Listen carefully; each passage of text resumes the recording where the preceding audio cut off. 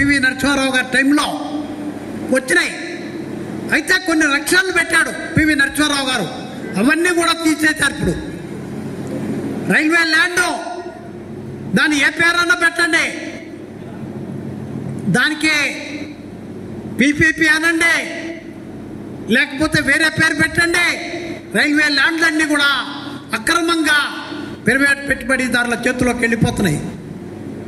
వేల కోట్ల ఎకరాల భూమి ఆ రోజు రైల్వేల ఆధునీకరణ కోసం, రైల్వేలను అభివృద్ధి చేయడం కోసం తెల్లవాడు బ్రిటిష్ వాడు ఆ రోజు ఎక్వైర్ చేసిన భూములు ఈరోజు మరి స్టేషన్ల ఆధునీకరణ పేరుతో కాంట్రాక్ట్ విధానంలో స్టేషన్లు కట్టండి, దానికి పేరు కూడా పెట్టారు. ఆ విధంగా స్టేషన్లన్నీ కూడా సికింద్రాబాద్ స్టేషన్ మీరు చూడండి, Charlapalli station, Rayanapadu station, Gunadala station, దేశం మొత్తం మీద 800 స్టేషన్లు మరి RLDA రూపంలో ఆస్తులు కొల్లగట్టడానికి ప్రభుత్వం అనుమతి ఇచ్చింది.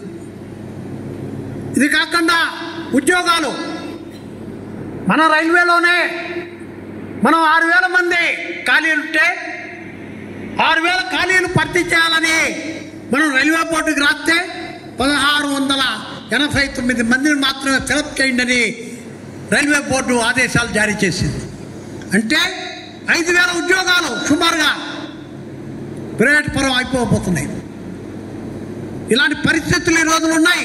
అయితే ఇవాళ కొత్తగా రిక్రూట్ అయిన వాళ్ళు పెన్షన్ లేదు.